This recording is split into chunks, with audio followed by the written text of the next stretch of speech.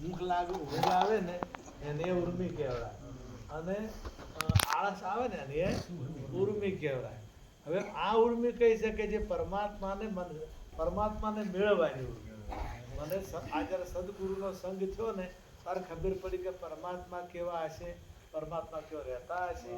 હારી ઉર્મી થાય તો એ ભાવ જાગે. મારા અંતરમાં ઉર્મી જાગી, મન મોહનમાં જઈ પડે. મોહનમાં આ મન છે ને, મન એ આમ તો જેટલી કડા મળ વિક્ષેપ ને આવરણ એટલે મનની જે મેલ પડેલા છે. ઘણા એવા માણસો મેલા હોય ને, તમારે હાસું કઈ ના આપે, મગમાં બીજું હોય, બારી બીજી કરે અને મોએ બીજું હોય. કોઈ દાડા હાસા થઈને વાત કરે ને, અને સંત ને ભક્ત છે હાસી વાત કરે. જે ઘણા માણસો એવા જગતમાં બધા મેલા હોતા નથી, પણ આપણે નથી કહેતા કે આ તો મેલું છે, હાસી વાત કઈ કરે ના. બરોબર. આમાં જેનો મન મેલો હોય ને એ ભગવાનથી શેટો રહે ને, અને એની જગતમાં કિંમત ના આવે. તમે ગમે તેમ કરો ને તો એ જગત વાળા શું કહે કે આ મેલો છે, એનો સંગત કરો. ઠીક નાખી પરે જઈને શું કે, અને હું જઈને શું કે. તમારે ઘેરે આવે તો શું કે, અને મારે ઘેરે આવે તો તમારે ઘેરે આવે ને એટલે તમારે કે મારા તો આવા છે, તેવા છે, ઓમ છે, તેમ છે. ને મારા ઘેરે આવે એટલે તમારું કે બે જગ્યાએ વાલો રહેવાની કોશિશ કરે. કોક દાડો એની કિંમત ઘટે પછી ચોઈનો ના આવે. ઘરનો કે ના ઘાટનો, ધોબીનો પુત્રો ના ઘરનો કે ના ઘાટનો. એક ધોબી હતો અને વિક્રમ રાજાની ચેડી પડ્યો કે તમને જે કાયા પ્રવેશ કરવાનો મંત્ર આવડે છે તો તમે મને ના શીખવાડો. પેલો કે તને ના શીખવાડવો. વિક્રમ રાજા કે તને ના શીખવાડો, અને તો તને ખબર પડે કે ના મને એક ઘડી વાર શીખવાડો. ઘડી વાર એટલે ઘડી વાર શીખવાડ એટલે પેલા તો પ્રાણ નીકળી જાય ને. જ્યારે પેલાના પ્રાણ તારે પરકાયા પ્રવેશ થાય એટલે મને જે વિક્રમ રાજા કે તાન શીખવાડું, તાર મંત્ર શીખવાડ્યો. એટલે વિક્રમ રાજા એના શરીરમાંથી બહાર નીકળી અને પોપટના શરીરમાં બેઠા. પોપટના શરીરમાં બેઠા પેલો ધોબી હતો ને એ વિક્રમના શરીરમાં પહેરી ગયો. વિક્રમના શરીરમાં પહેરી ગયો એટલે પછી આરે ઘેર જતો રાજા થઈ અને ગાયજી પહેરી ગયો. ગાયજી પહેરી ગયો એટલે હવારમાં પ્રસાદ આવે. એટલે પ્રસાદ આવ્યો ને, પ્રસાદ લીધો ને એટલે રોણી એમ પડી કે યાર વિક્રમ નથી લાગતો. ભલે વિક્રમનો ચહેરો હોય, વિક્રમ જેવું બોલતો હોય, પણ આ વિક્રમ નથી. કારણ કે વ્યવહાર છે બદલાતો, વ્યવહાર ના બદલાય. એના ગુણ હોય ને એ ગુણ જલ્દી ના બદલાય. તમે કદાચ ગમે તો રોમાપીરનો ડ્રેસ પહેર્યો હોય તો ગુણ રોમાપીરનો ના આવે, અને ગુણ રોમાપીરનો ના આવે ને એટલે ઘણા મેળ પડે ને. એટલે કે લાગે છે બીજો. અને અમે તમારે એને જેવો હોય એવું કહેવો ના આપણે, એના ગુણ. એક મૂર્ખો ગોમાં આખું ગોમ એને મૂર્ખો કે આ મૂર્ખો છે, આ મૂર્ખો છે. એટલે પેલો કંટાળેલો કે બધાય મૂર્ખો કે છે, ગોમ છોડી જતું રહેવું. એટલે બીજા ગોમ જો ને પાણી તરહ લાગી હતી. પેલા નળ હતો કે એટલે નળ ચાલુ કરીને પાણી પીધું, પાણી પીધું એટલે પછી ઓમ કરે, બંધ ના કરે પણ ઓમ કરે. બીજો સિંહ જેવો આવ્યો કે ત્યાં મૂર્ખા ખબર નહીં પડતી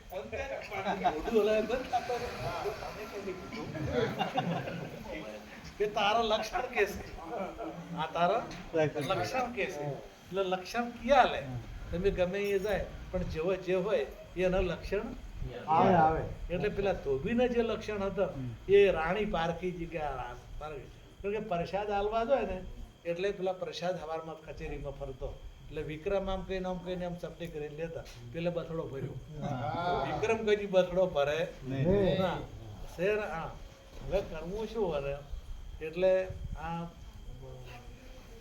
ઘણી વિચાર કર્યો કે મને હવે કઈ રીતના મારે ખાસું બનાવવું. એટલે બધે પેલા સવારમાં વહેલા તેના પછી કચેરી પટી જ એટલે અંદર ગયા ને એટલે રોણી કે તમે મારા રાજા નહીં લાગતા. કે નામ હું વિક્રમ જ છું. કે તને સંશય કેમ થાય છે? કે નામ મને સંશય થાય.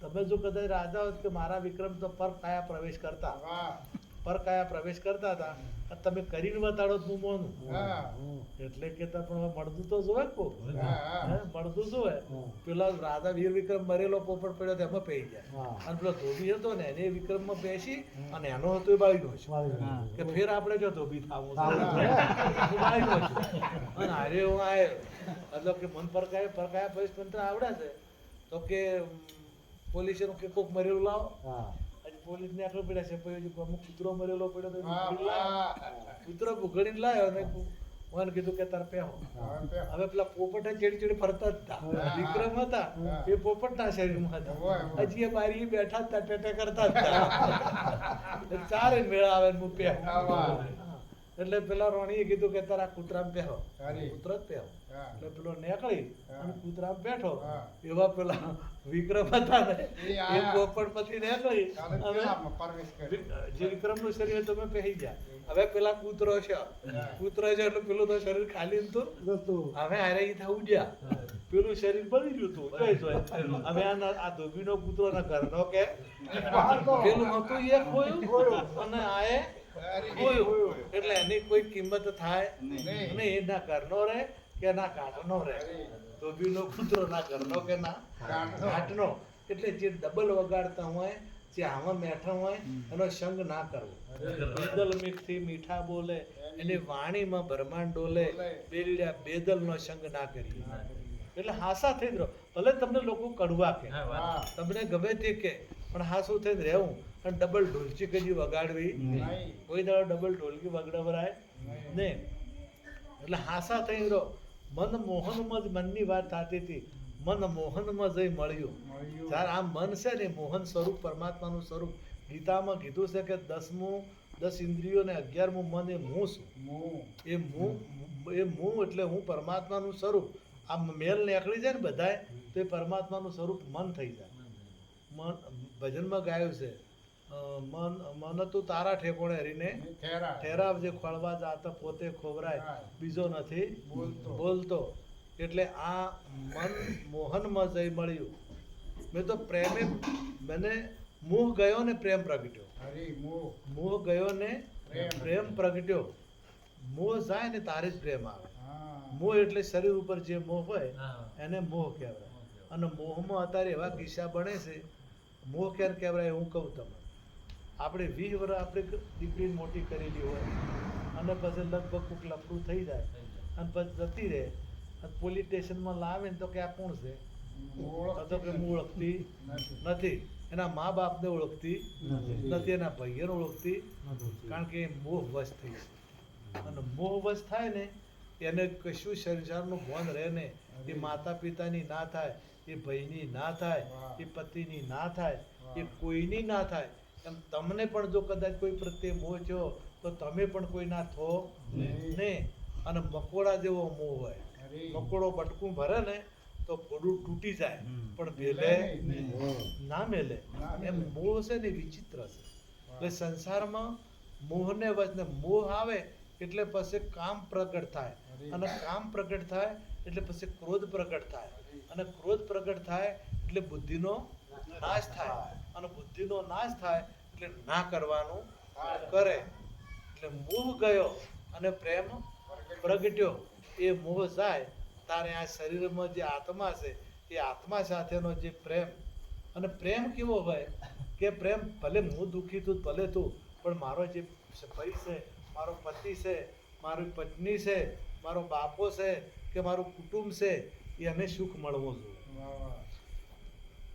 ગોપીઓ જ્યારે ગોકુળમાંથી પરમાત્મા શ્રી કૃષ્ણ મથુરા ગયા તો ગોકુળમાંથી મથુરા ગયા તો ગોકુળ ને મથુરા વચ્ચે નદીનો જ આડું છે તો કજી ગોપીઓ મથુરામાં ભગવાનને મળવા નથી કૃષ્ણને મળવા જી નથી તો અહીંયા ગોકુળને મળવા નથી જી પણ અહીંયા બેઠી બેઠી કૃષ્ણને યાદ કરે મારો કૃષ્ણ તો મજામાં છે ને મારા કૃષ્ણને કોઈ તકલીફ તો નથી ને તો બીજા કે તમે મળવા કેમ જતી નથી તો એમણે કીધું કે અમારે તો અમારો કૃષ્ણ ખુશ તો અમે ખુશ અમને તકલીફ પડે એ અમારે જોવું નથી પ્રેમ એને કહેવાય કે પોતે દુઃખ વેઠીને બીજાને સુખ આપે પોતાને ભલે દુઃખ પડે પણ બીજાને દુઃખ આપે નહીં એને પ્રેમ કહેવાય અને પ્રેમ જ્યારે કે એટલે એ વાત કરી કે મોહ ગયો ને પ્રેમ પ્રગટ્યો.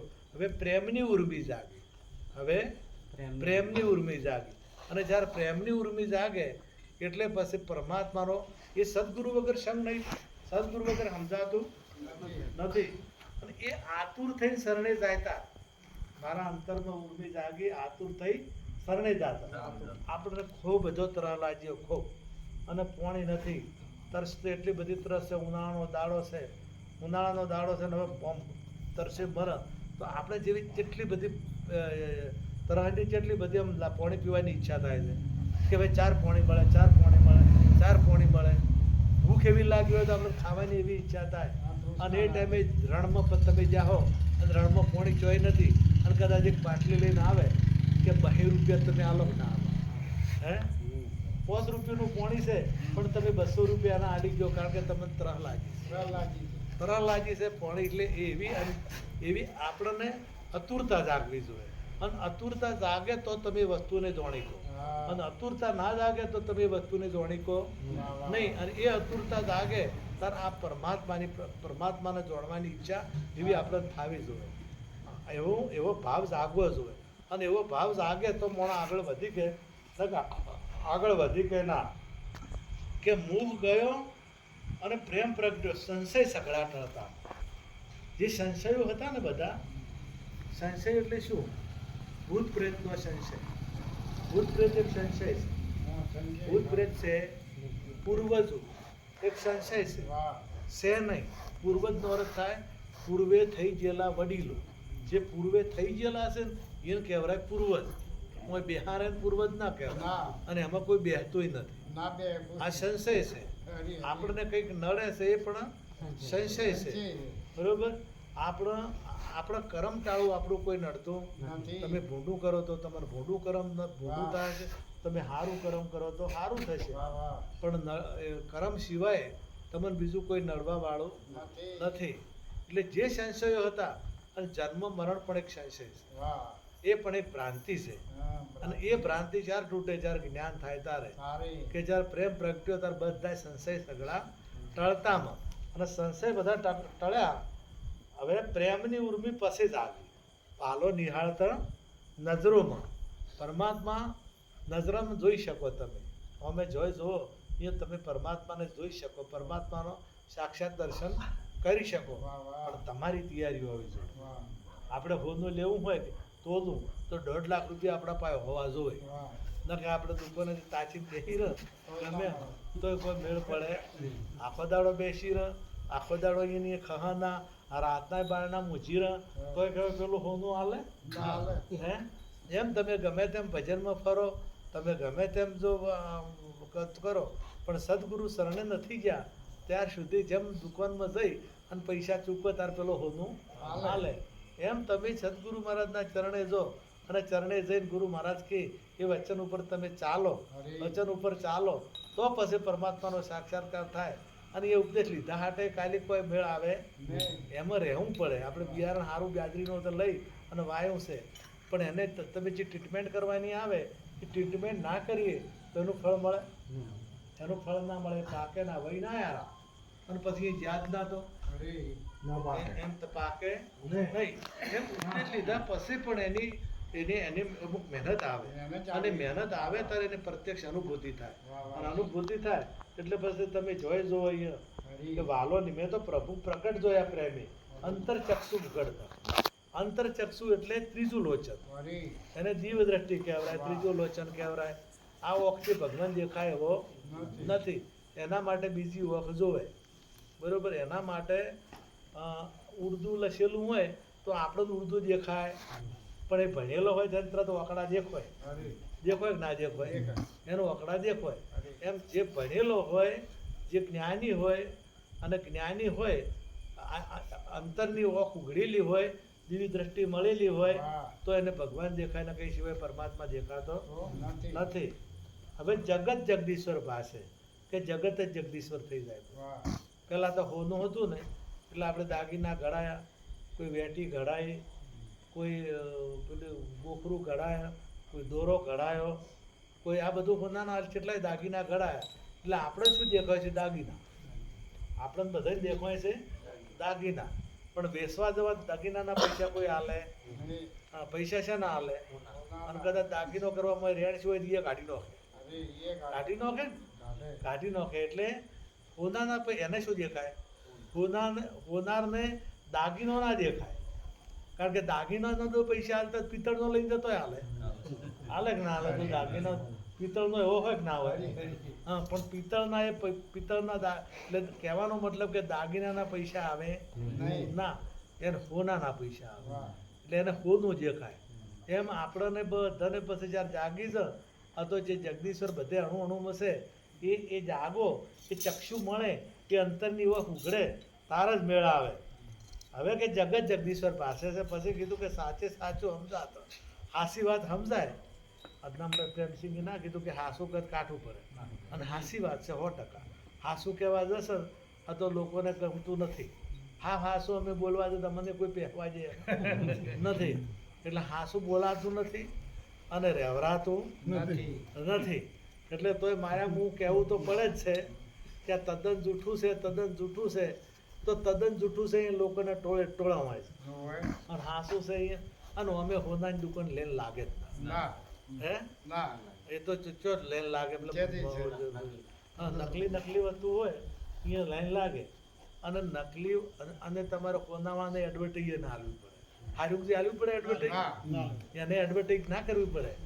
એને તો હાદી દુકાન લઈને દે તો એ બેસાય, એને કોઈ ચલો જબરદસ્ત શણગાર ના થશે તો એ બેસાય જ નો.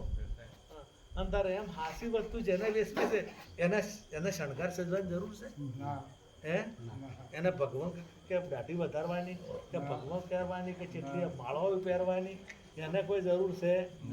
એને તો મૂળ વસ્તુ જ આલવી છે કે એને સાચી વસ્તુ આલવી છે. હવે સાચી વસ્તુ એના પાસે થાય તો એને માળા ના પહેરે તો જાય કે ના જાય? એને ભગવત ના પહેરે તો વેસાય કે ના વેસાય? એટલે હાસી વસ્તુ છે એ તમારે એના માટે કોઈ ડોળ કરવો ના પડે, અને એના માટે એડવર્ટાઈઝ આલવી પડે.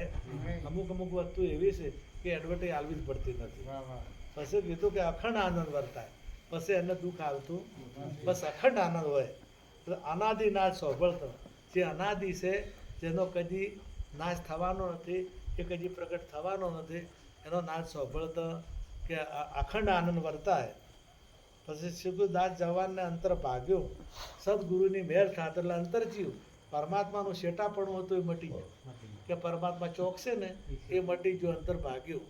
એટલે એ શાંતિ આનંદ થઈ ગયો કે હવે ભગવાનને ગોતવા પડે એમ નથી. પણ અમે એમ કહે કે જોયા છે કોઈ મોને એમ નહીં, કોઈ મોને એમ છે ના, કોઈ મોને કે અમે ભગવાન ભાલ્યા નહીં. એટલે આપણે બીજું ના કરી કે હમા રહેજો અને વ્યસનમાંથી છોડવાની કોશિશ કરજો. અને હવે આપણે ચા મેલો કરો, એટલે ચા